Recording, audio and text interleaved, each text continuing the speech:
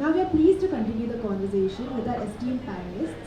May I please call upon Adityendra Kumar, Region Head for South and Southeast Asia at Developing World Markets, Amit Agarwal, Regional Director for South and Central Asia at Water Equity, Aparna Pitti, Private Equity Fund Manager for South and Southeast Asia at Incofin Investment Management, Manas Rath, Founder of Leap Cities, Vivek Tiwari, Managing Director at Satya Micro Capital Limited, Alicia Varghese, Senior Vice President at NAB Samruddhi Finance Limited, and lastly Sajid Amit, the Executive Director for South Asia and Country Director for Bangladesh at water.org, who shall also be moderating the session. Thank you.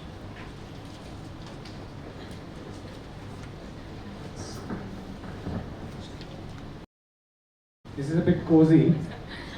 6 of us squeezed into one table like one happy family, hopefully. So thank you for turning up today to this panel. A big thank you, first of all, to IIC for making this possible. And a big thank you to all of you for turning out. We have an august lineup of panelists here. And last but not the least, thank you, Manoj, for setting the stage for this. So water sanitation gets us excited. It does get us excited, and I think, and I hope that in the course of this discussion, you'll see why.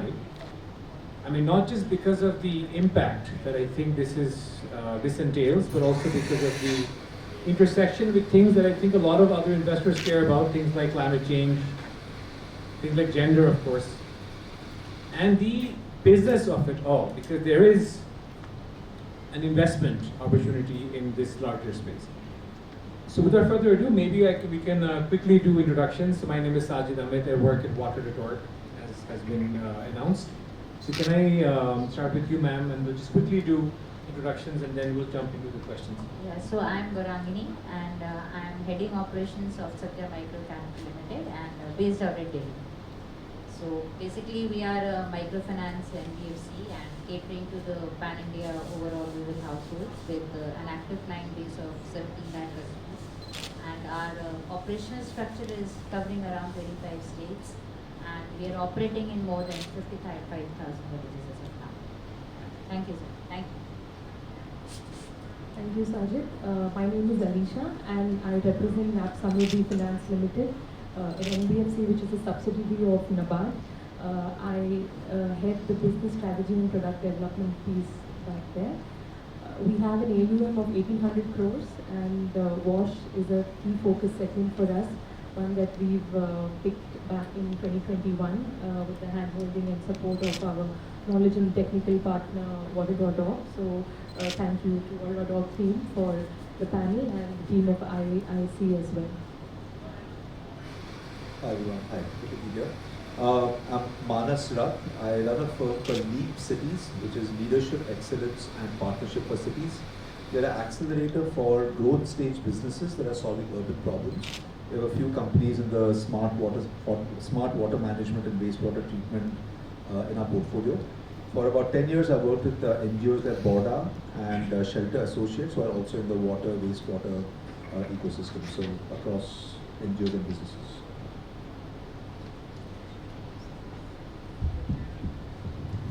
Hi everyone, I am Aparna and today I am representing Incofin. Incofin is an impact asset manager. We're investing in the global south, so across Latin America, Africa and Asia. I am the fund manager that looks at South and Southeast Asia and I focus on water as a subsector. So we're investing in SMEs that are drinking water focused. Thanks. Good evening everybody, I am Amit Agarwal from Water Equity. We are the sister organization of water.org, but we are into investment in financial institutions globally, same market as Incofin of Latin America, Asia and Africa, with complete focus only on wash. Till date, we have invested in more than 20 countries with impact creation in more than 30 countries. And as we speak, our impact in the last 8 years has touched over 6 million lives. And as Manoj was saying that we have to look always at the future, So just to give a new fund that has been launched for us on the non-FI side, we expect that this new fund of 100 million will touch 15 million lives in the next few years. That's the context. Thank you. Thank you for this opportunity. I represent a developing world market. It's an impact fund headquartered in the US. We have operations across 37 countries, and mainly financial inclusions is the focus sector. We invest debt and equity into financial services companies. Besides financial services companies, we also have carved out exposure in renewable energy, wash, and few other development sectors which can come in as a healthcare or education, which are under ancillary sectors which we cover. In terms of our reach, primarily Southeast Asia, we cover most of the frontier emerging markets, India being the largest. India contributes around 10% of our total asset under management. So you can imagine India is a very important market for us, and historically it has been. In India, we have a presence across, at the moment, 7 financial service companies, mostly is microfinance and a few SME lenders. One of the companies is just sitting at the right corner. Satya is one of our portfolio companies. So, but it's good to see all the faces here in this conference. I'm happy to be engaged in this conversation with Water.org. Thank you. Thank you. Thank you, everyone. Aditya, if I may start with you since you have the mic. Sure. So maybe we start with just understanding your experiences with watch investing, because I understand it has been of interest to DWM over the years. And in one of the conversations I think we were having, which I think would be interesting for the wider audience, has to do with what is the missing piece? Because we understand wash is critical. We understand there's a large space for investments to come through. But what is currently preventing more capital from flowing into this space? Because you had some interesting thoughts about it. I wonder if you could perhaps start with your experience institutionally, and then moving on to the sector, and perhaps what's missing from getting capital into this space. Okay. No, very pertinent question. In terms of our experience, I can just give you one example. Again, this is a serious, tangible effort we made before COVID. We had almost launched 100 million collateralized loan obligation structure transaction, specifically in wash sector. There we had mobilized interest from 14 financial institutions and across Asia and Africa. And we had first loss capital providers, we had the junior tranche providers, we had serious interest from senior tranche providers, and then COVID hit. And we lost the opportunity to launch that structure. But everything was defined. So you can see from investors' interest perspective, there's definitely a tangible interest in the sector. Before launching the CLO of WASH, we had launched a climate CLO. This was in 2016, and which finally closed in 2020. And then we returned a nice return to our investors. We closed that tranche. So when we again post-COVID thought of launching another CLO, we checked the LPs. What's their interest, and straight away the interest which showed up was climate finance. Now, so that's why now we are working on something where we can really look at climate finance and gender lens, and to set up a CLO, again, a new CLO next year. Now, why not only wash and moving to climate? Because what we felt was the understanding is very clear on climate and water, on gender lens, and also specifically on water and wash sector. What is not very clear in terms of LP's understanding is the intersection of these three lenses. How climate, gender, and wash can intersect. And there are many elements which can be overlapped. And then that definition is missing to convince the LPs. And that's where we are struggling. As soon as the awareness is built, where they understand, there's a clear understanding that wash investing also relates to climate and gender lens. It will be very clear that you will see a strong interest coming in the sector. So that's the feedback we receive from companies. Thank you. Thank you for setting the stage.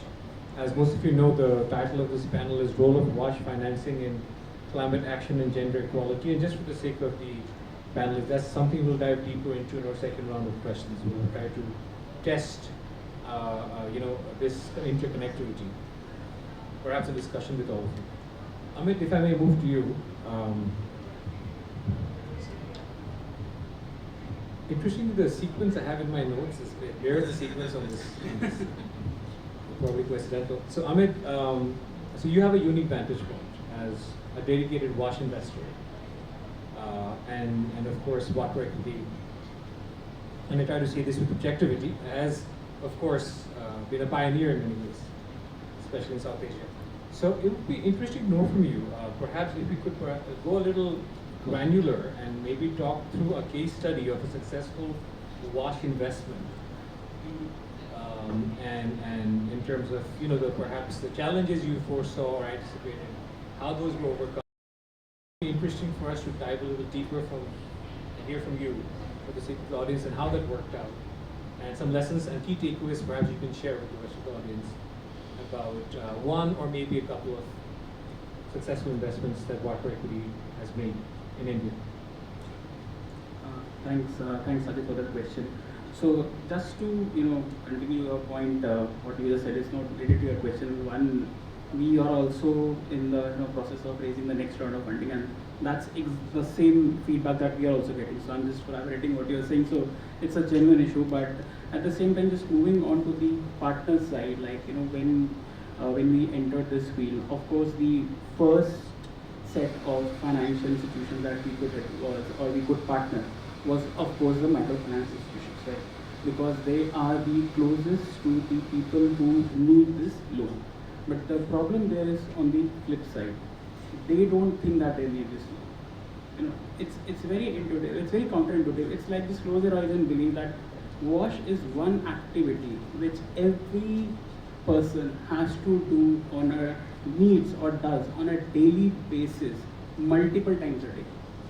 You can delay your medicine, you can delay some surgery, you can delay buying a book, but you cannot delay using a washroom or taking a bath. You cannot delay the usage, right?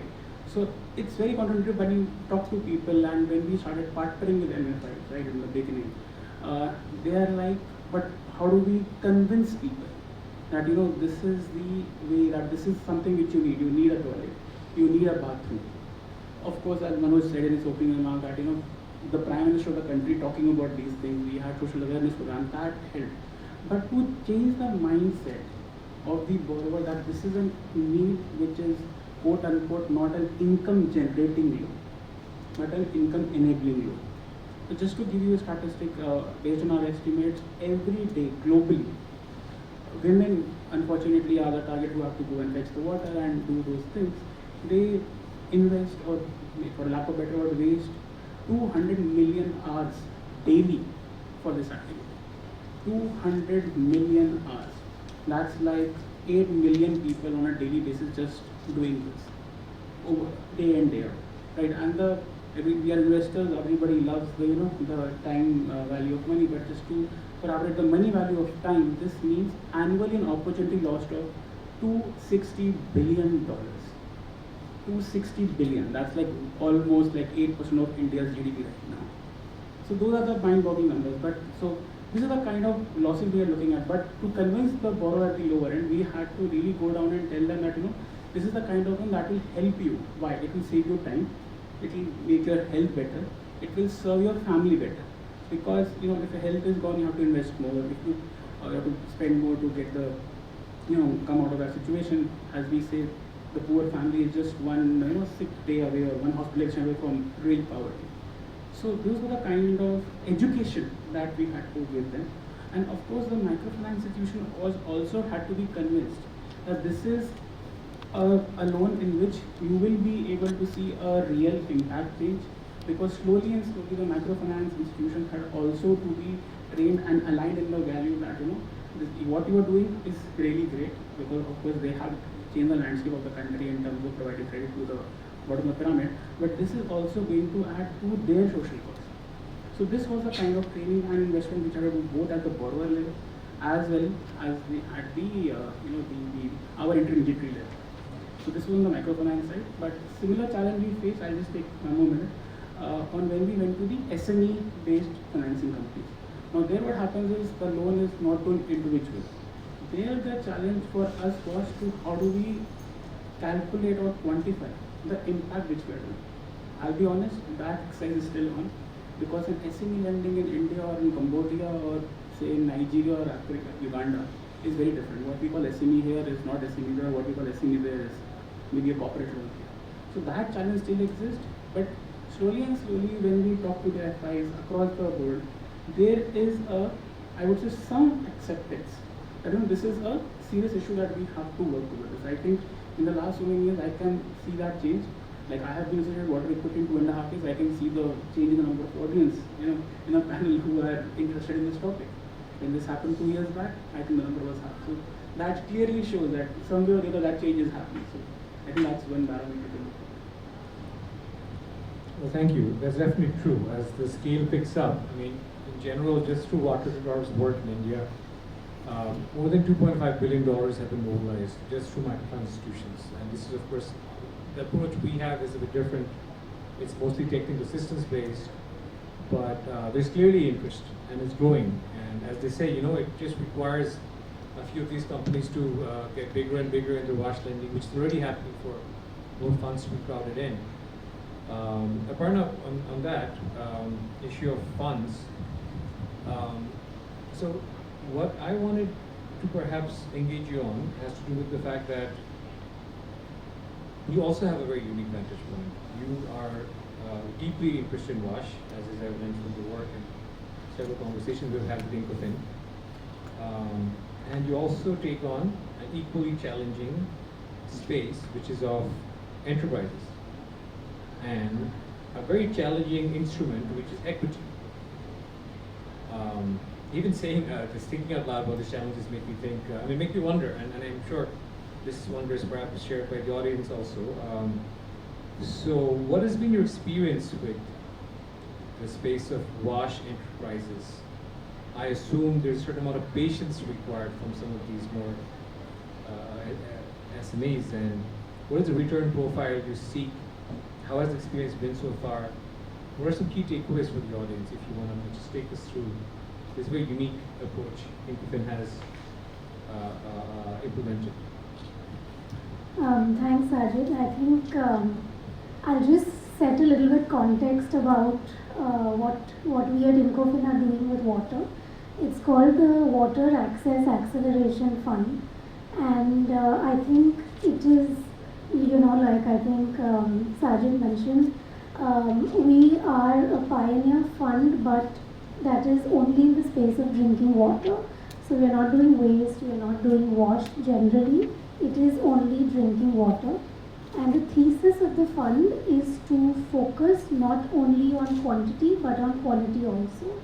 And what that means is that we want to provide safe and affordable drinking water to low income communities, right? And when people think about water businesses, I think the first thing that perhaps comes to mind is that water and profitability are quite divergent concepts, right? One would really not associate a water business with a profitable lens, really.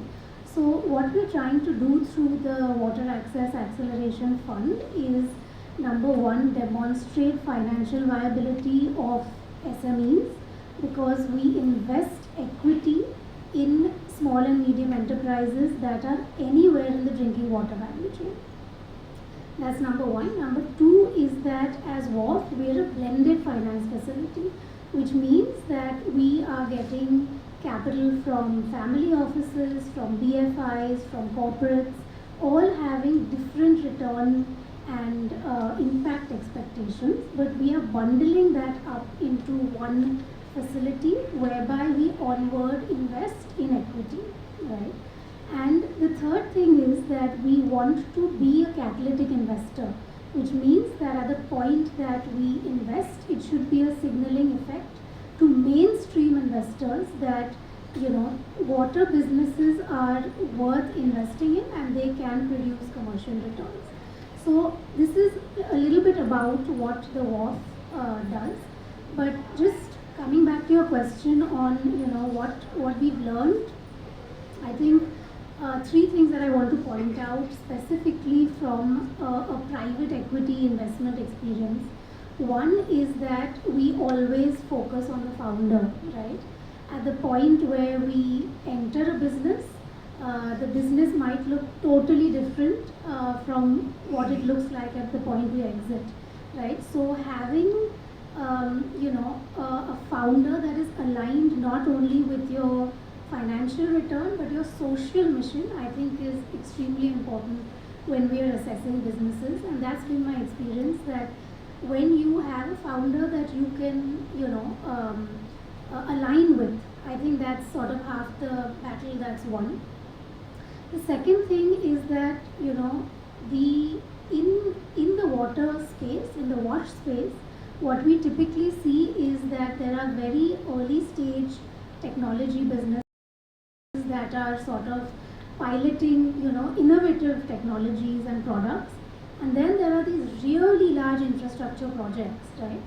But this is something that I think Amit will also agree is what we call the missing middle. Really, is there are very few businesses where you would see businesses that are ready for growth capital, which is what we do. We provide capital to scale and capital to grow, right? So this is one of the challenges that we face when we are looking at SMEs.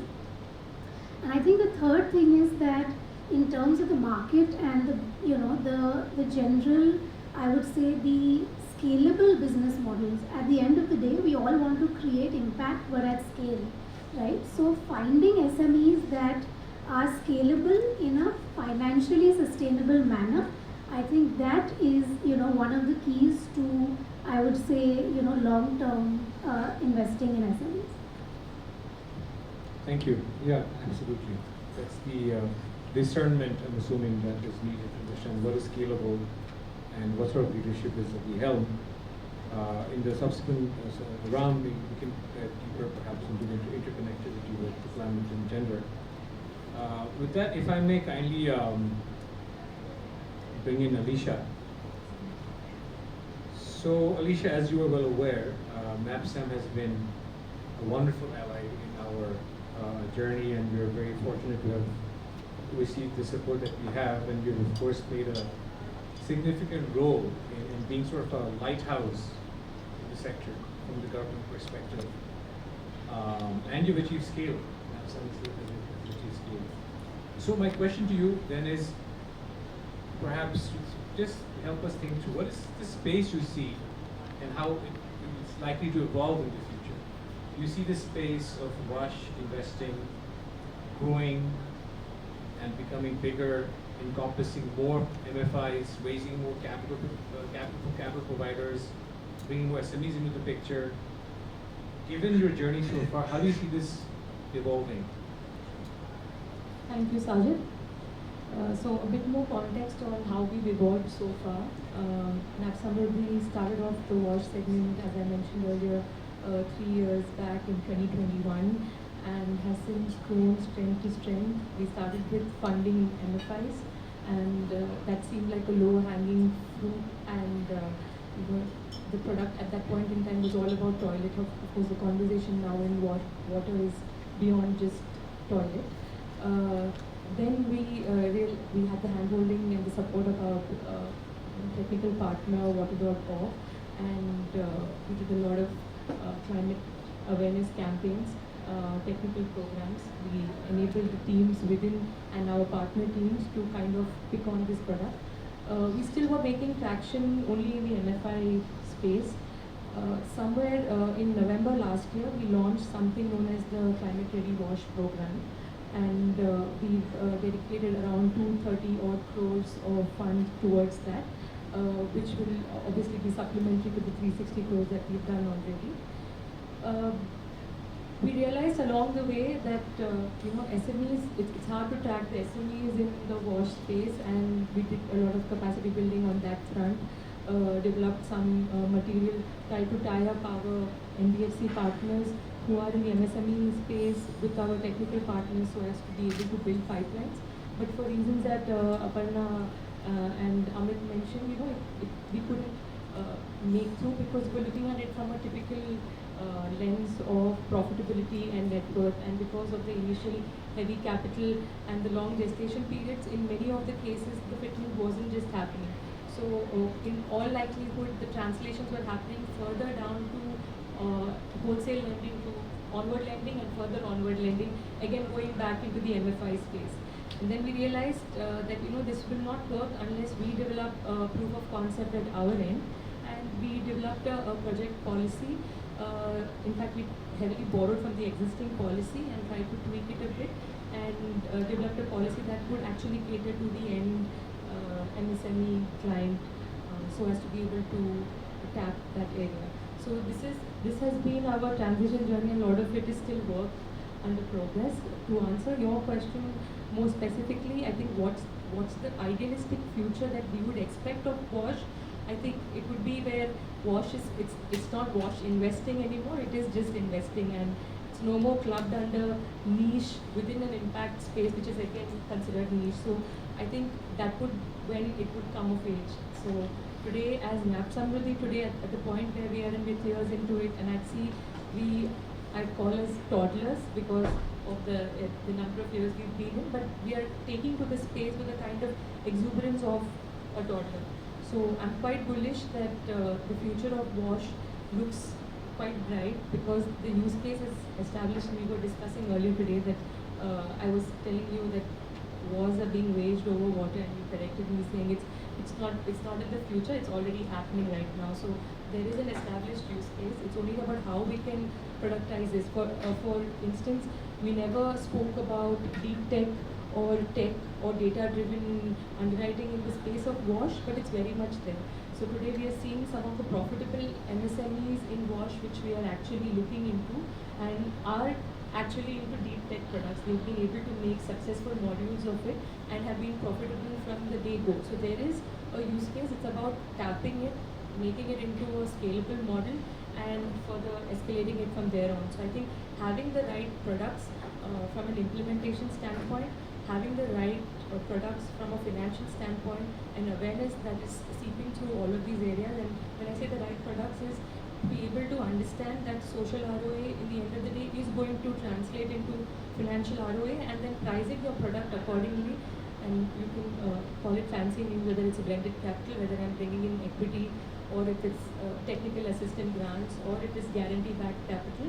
But breaking the barriers is something that's taken traction, and I think is only going to further on build from this point on.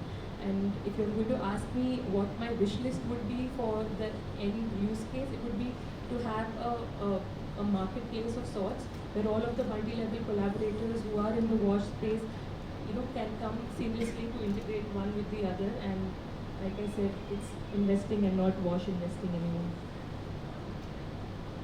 Thank you. We'll revisit some of these topics in the second round of our discussion. Thank you, Risha. Ma'am, if I may just get some thoughts from you. We've of course talked to capital providers here. In your case, we'd love to hear from the perspective of an FI. So Satya has of course been involved in Wash lending, so much so that Satya has also attracted multiple rounds of impact investment from multiple impact investors, which is a wonderful signal to the community of FIs, to the ecosystem, that this is a bankable, investable product.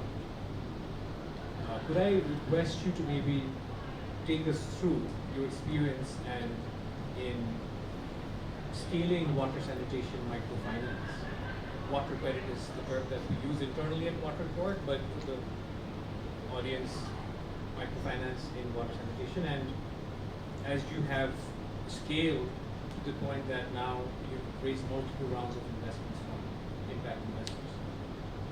Over to you. So thank you, Sajid. And I think to take the perspective of all investors and everyone, from the practitioner point of view, and we have been talking about microfinance space a lot nowadays. So our journey starts from the date of inception of Satya, so way back in 2016 and 17, when we started our operations in top 25 states. And from day one, we were very much cognizant of the fact that when we are dealing with the women clients, definitely their health, their nutrition, and water being one of the most important constituent is a very important aspect, because as a commercial organization, as a microfinance organization, we have to deal with the number of the people in the rural areas. We have to deal with different kind of issues which are coming in on a daily basis. So from day one, we were very much cognizant about all the activities, which includes the digital. So in fact, just to encapsulate the journey of Satya, in last 7 years, we have been recognized as one of the highly tech sensitive and new age microfinance institutions. And we have also taken up WASH in the similar sector, because we understand that along with the microfinance credit, if we are not focusing on the health piece of the women clients which we have, it will not be very beneficial for us in the long run. So, and when I talk about the lending side, if I talk from the commercial point of view, and if I talk from the social point of view, anything which is not commercially viable will not be socially viable also. That is a hardship factor. And we did not have to wait for any impact investors to come into our stream. What we did was that we started from our own sources. So wherever there was a need for water and then going beyond toilet and health and hygiene factors, we started on our own. And as a matter of fact, we can say that today we are having more than 500 crores of disbursement in the single category of wash and sanitation. And also we are covering more than 0.1 million households as of now, which are taking the benefits of the products which we have created live.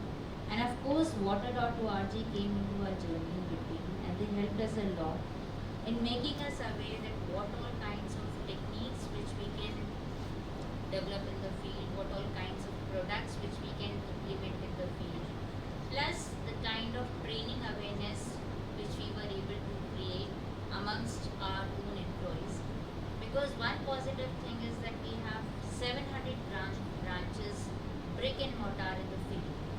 And anyone, because in the past what we used to say was that in the branch, when it is a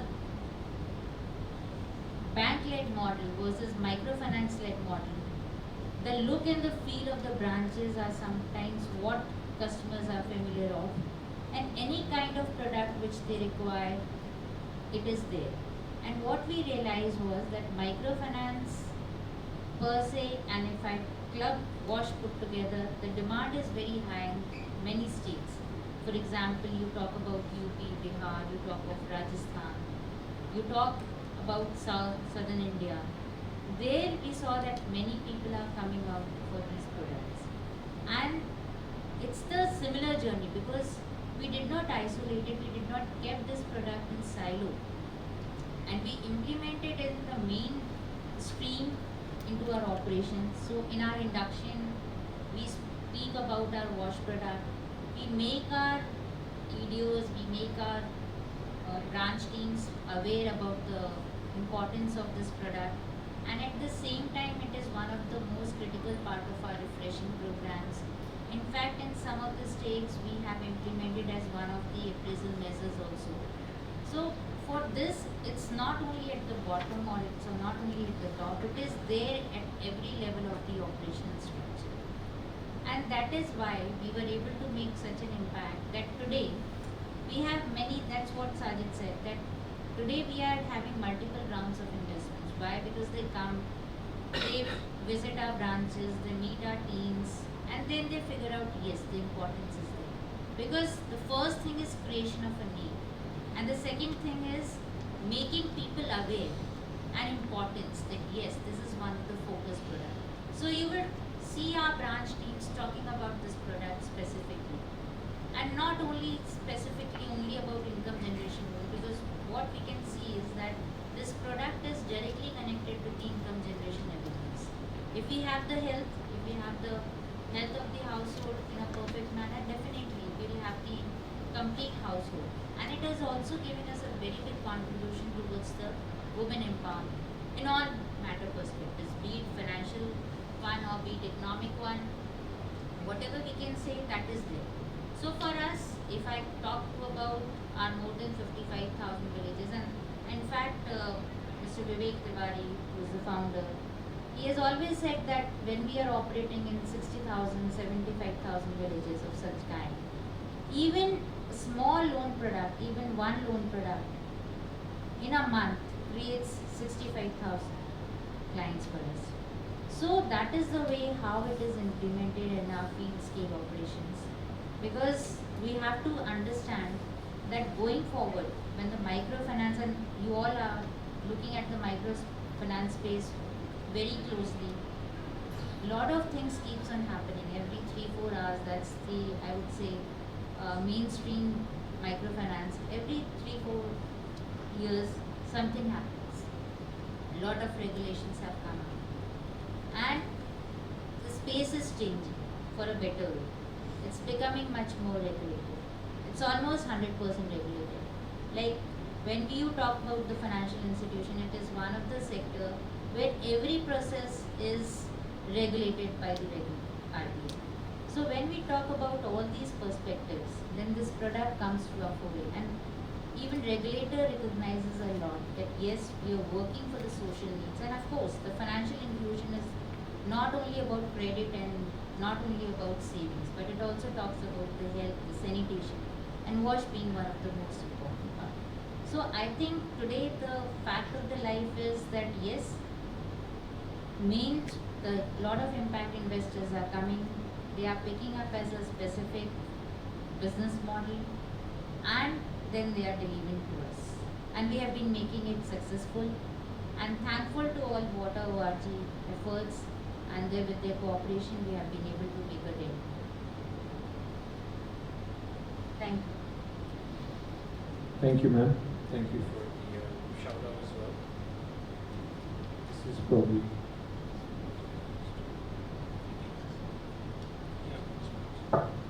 Thank you. Switch this off. So it is wonderful that you were speaking about this. What's pretty evident is there's demand, as you said. There's no denying the fact that there's demand for this product. There's also great repayment rates, as Manoj pointed out and has been borne out. Like we know these repayment rates are close to 100% in most cases. So all we need is capital to be crowded in.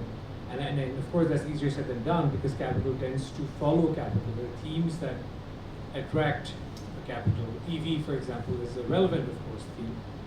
But I hope it's impressed upon you the fact that this is a viable business that I think people, the community can get behind, the community of the capital providers can get behind. With that, I will turn to Manas. Manas has a very interesting line of work. And it does in many ways reflect another area of growing interest for water authority, which has to do with infrastructure, which has to do with water sanitation infrastructure. We have realized globally that it is not a space that we can ignore. In addition to our work with FIs, which we have, as you've heard, scaled to a degree, we are increasingly looking at this space. We're looking at working with ULPs, we're looking at working with utilities in general, to see what sorts of technical assistance can we provide that can help unlock capital for wash sanitation infrastructure, servicing the basic utility. So with that, Manas, if I may request you to come in and maybe take us through, you also work with enterprises servicing these utilities. What is the current state of investments in the space? What needs to be done to attract more investments? Are we taking the right steps? With that, over to you. Thank you, Sajid. So I'll answer the question a little more broadly. and not just about the base of the pyramid. So a lot of work that I do is in urban issues. Actually, all my work is in urban issues. So whether you look at water or wastewater, actually looks very different from the rural space, right? So maybe this will also round out the conversation a little bit more. I think in urban spaces, I say that water is the other single-use resource. Most cities, I would say, don't really have a water problem, they have a water management problem. And there's a big difference, right? Because when you have cities, you get the water from wherever, right? I'm not sure where Delhi gets its water from. Bombay gets its water from 100 kilometers away, 150 kilometers away, which is very not good, right? Bangalore we all know about. So when we look at the utility system, today what you have is you've got a whole bunch of users, who may be businesses, commercial, household, etc. You have a utility which is some sort of state-owned organization, not even a municipality.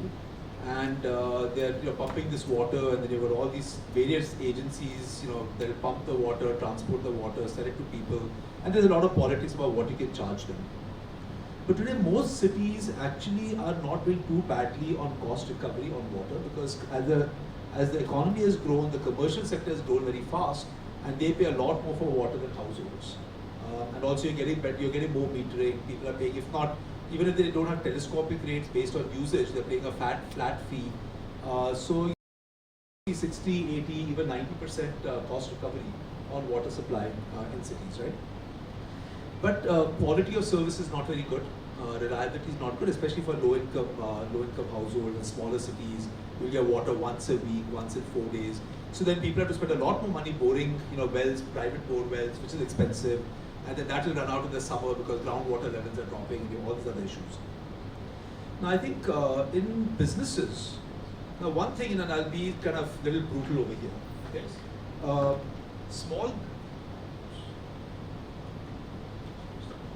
Small businesses get into a lot of trouble when they try to work for the government. A lot of entrepreneurs go and say, I want to serve the country, we must support the government. 2 years later, most of them are regretting it because they don't get paid on time, they don't get paid at all, they have to pay money to get paid. They'll be promised X, and then the business they get 1/10 of X, so they're waiting around building resources and then losing money. So that's one reality of how you want to play it, and therefore that makes investors very scared. And what I've generally seen is that if more than 20-30% of your business comes from the government, a lot of investors will say we cannot invest in you. Right? That's just spoken or unspoken, that's the reality. So when you think about what you might want to do as a capital provider, I think there are a lot of private entities that need water, right? Businesses, airports, railways, industries, etc. There are people who can supply the water.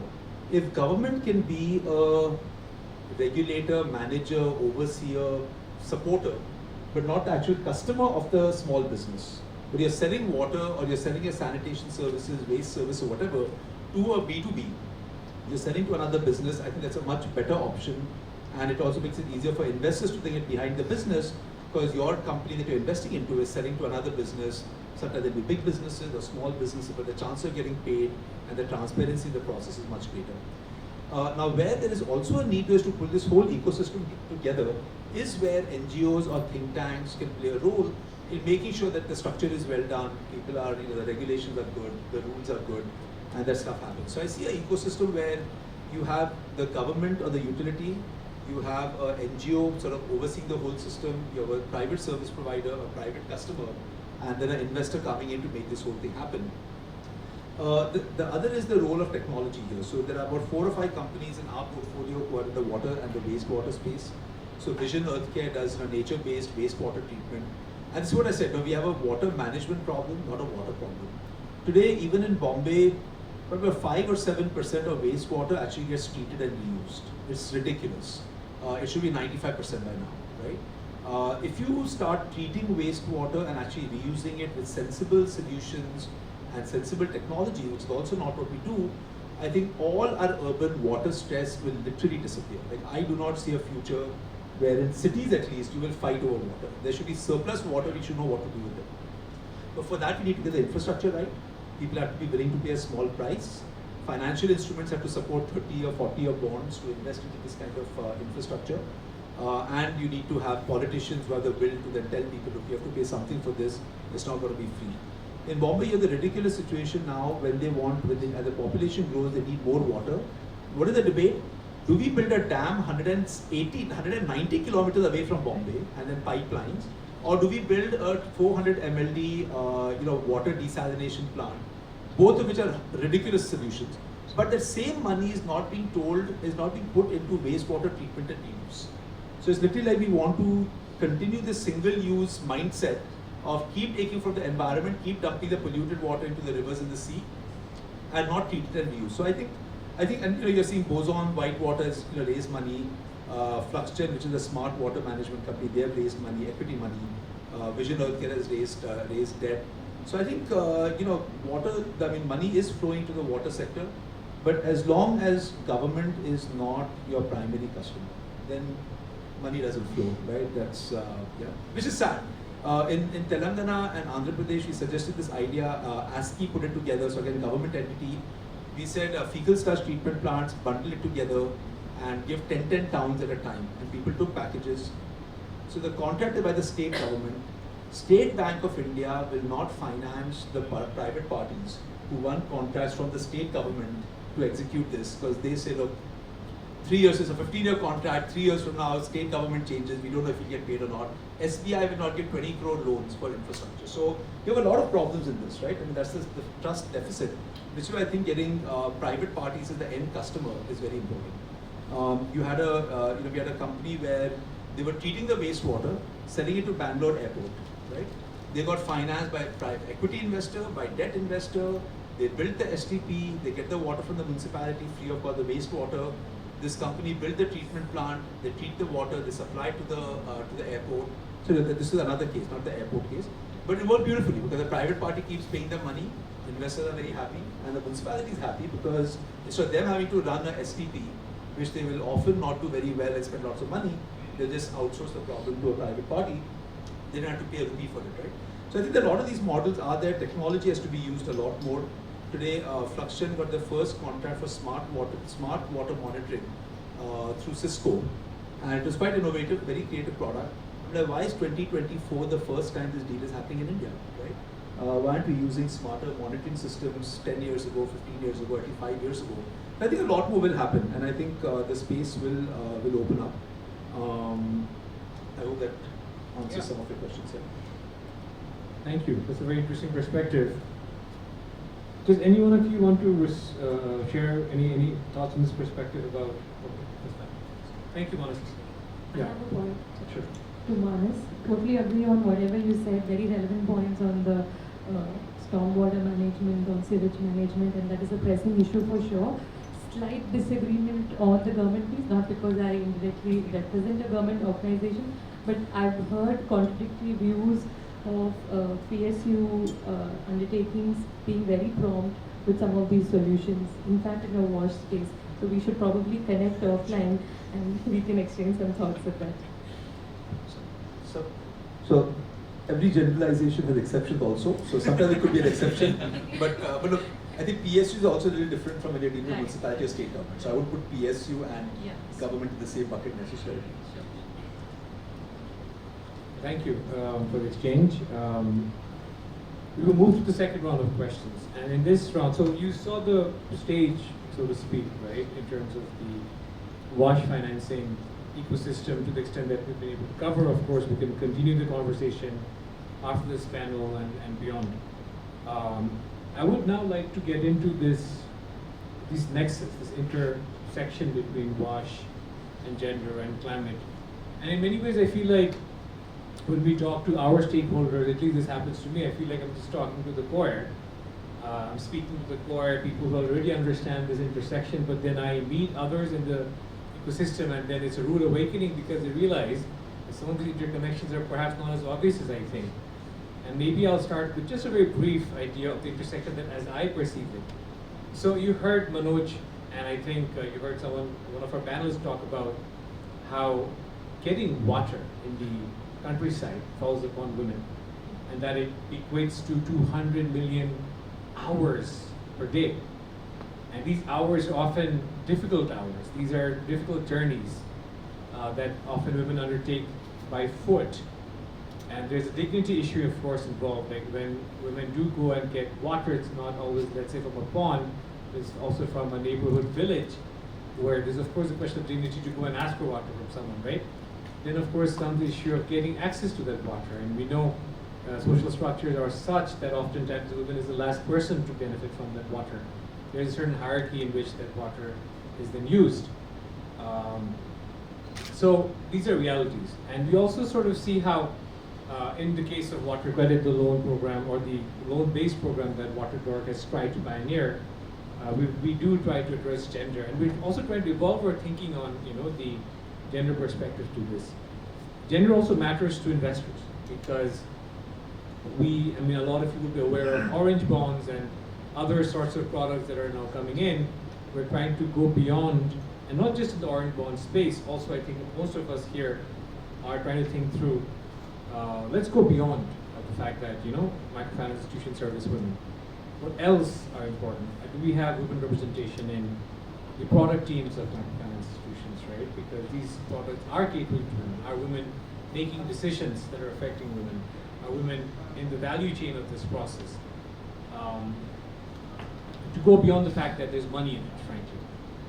So I would like to gradually invite all speakers here to maybe reflect with me on this. And before we move on to the reflection, maybe also a bit about climate. So see, it's known to us and many of you, Manoj here has coined this interesting phrase. He says how change is a shark, water sanitation is the teeth of that shark. Because see, when you experience floods, like a lot of you saw happen in South Asia, people are experiencing climate change through a certain disruption in their access to water. You have water everywhere, but there is not a drop to drink.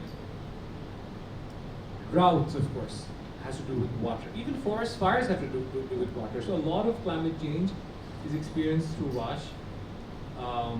We know organizations trying to innovate on climate-resistant toilets and what have you. So with that larger context being set, I would love to hear from each of you in turn that given the scale of funds in climate investing, and I'm not saying we have enough funds, we have all the funds we need for climate investing, but it's a growing segment. Especially if you look at the last decade, it's grown exponentially. However, in this exponential growth, if you see the segment dedicated to water, it's a sliver, it's a tiny sliver. It's about 5% or less, right? So I'd love to hear from you that both in the realm of climate investing and gender investing, what needs to be done to allocate more to WASH, because it does service both ends, starting with Aditya.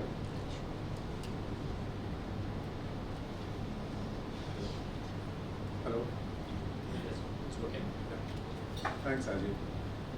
Yeah, it's a very conflicting position when you go and talk to.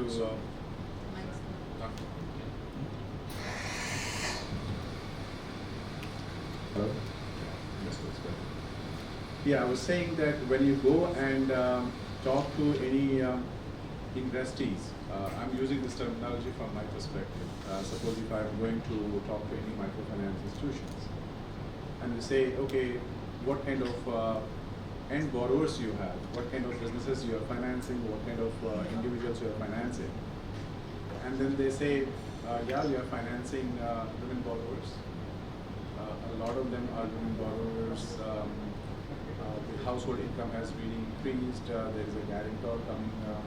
Also, in case there are male borrowers, then female borrowers can be the guarantors.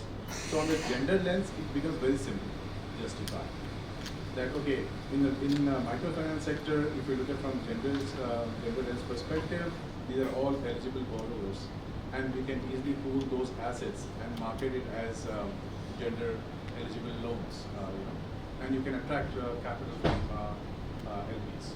So there it becomes a little simple. When it comes to climate, what happens is, suppose give an example, someone is indulged in using solar water pump. Now, whether it's a climate loan or whether it's a wash loan, that's a question mark. So in case if two funds are competing on the same loan to a borrower, say to a microfinance institution, these loans can be eligible under both the mandates. So basically, awareness is very important. if microfinance institutions or SME lenders, they understand that a lot of the portfolio, the end borrowers they have, can also be eligible for wash sector investment, then they can easily pool that and demonstrate that they're all eligible assets, and then can be really marketed to the LPs, LPs like us. So that's one way we can think of mobilizing more capital on the wash sector. Second is in terms of, again, when you go and talk to them, they will say, oh, we have 20% agriculture borrowers, borrowers who are indulging farming practices. So, okay, so straight away you say, oh, let's say these are not eligible wash borrowers, right? But when you go deeper and understand, again, same thing, what are they doing under agriculture? Is it climate agriculture, smart agriculture practices they are doing? Are they using drought-prone, areas? They are using some drought-resistant crops and all. So those angles you have to identify and then qualify that as climate, wash eligible assets. So that awareness, actually, my sense is that through water or through other institutions, if we can disseminate this kind of information to the financial institutions, they will be able to understand the narrative, and then they can present to GPs, and through GPs, then it ultimately goes to LPs to generate the interest. So I think that's the point we are missing here for WASH to be really coming to a mainstream line of interest. I'll just quickly make an announcement. So I have this announcement from the organizers. I think it's because we started late because of how everything pushed down. That very unfortunately we have 7 minutes to go. So can I just get some quick thoughts from anyone? Thank you. So I think my exposure to other regions apart from India and South Asia, we have seen a lot of technical systems that is happening in Central Asia also. And just give an example, IFC is doing some technical systems for housing loans in one of the potential investees of water equity, and because it's a very cold country, they get resistance how to keep the house warm, etc., etc. Is it part of climate? And climate change is here to see. You have to just look outside a window, right? It's literally here. So what they do is they give them solutions on how to keep the water or the ice from being ice away, insulation, etc. What I feel is like what cell phone companies did globally like 20 years back. They said, okay, this is only one standard. You can have an 1800 megahertz, 900 megahertz, 800 megahertz. Yes, I'm an engineer, so I'm just showing all that. But they had global standards. I think if we want to create that uniformity, as what we just mentioned, like how do we classify it? Because there is confusion there, or everybody wants to take their own pie. I think if we have our technical systems for SDG 6 or whatever we want to carve out a new one, if there is consistency in identifying the usage as well as in the classification, I think it will help the institution, funders like us, and the last mile borrowers, of course, and the potential LPs who are looking to invest. So I think this inconsistency or kind of different directions, everybody wants to do the same thing, but are giving them different names. Sure. So I think the convergence there is a solution. How difficult is it? I really don't know. It's easier to always give suggestions, but I think that's one way to collaborate on the technical systems part in creating a uniform framework. Thank you. So I'll just quickly, wrap up my thoughts.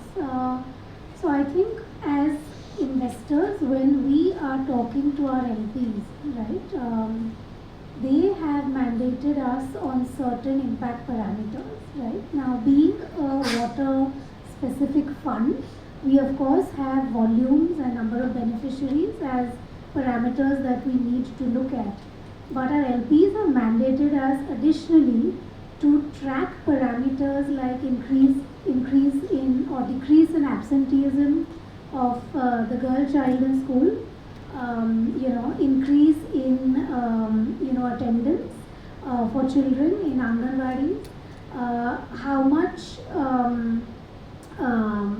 people are actually, women are saving every day by having a tap connection in their house, for example, right? So I think this is one example of how investors like us can be incentivized to integrate, gender, to integrate climate into our impact thesis, right? And the more the funds that are looking at this in a, I would say, in an unbroken manner, and the better our offerings become to LPs, I think they will, also then come on board. One thing, my last thing that I want to add is just putting some numbers to what Sajid said earlier. 75% of all natural disaster related deaths are because of water events, right? So whether that's floods, droughts, forest fires, whatever. So climate, water is at the center of climate change. And now when we are doing a second fund, or water equity is doing another fund, I think it should not be water funds or wash funds. They need to be labeled as climate funds that have a water angle to it. So I think these are sort of, my closing remarks. Thank you. Very insightful.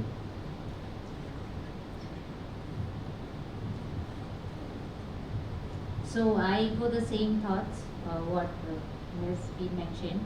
And just from the perspective, we are also doing the products which are not hazardous for the environment. So we do environment friendly loan products as of now. So people who are already engaged into some kind of activities which are pleasant, which are good for the environment, any anti-hazardous that is a part of our credit profile which we don't do.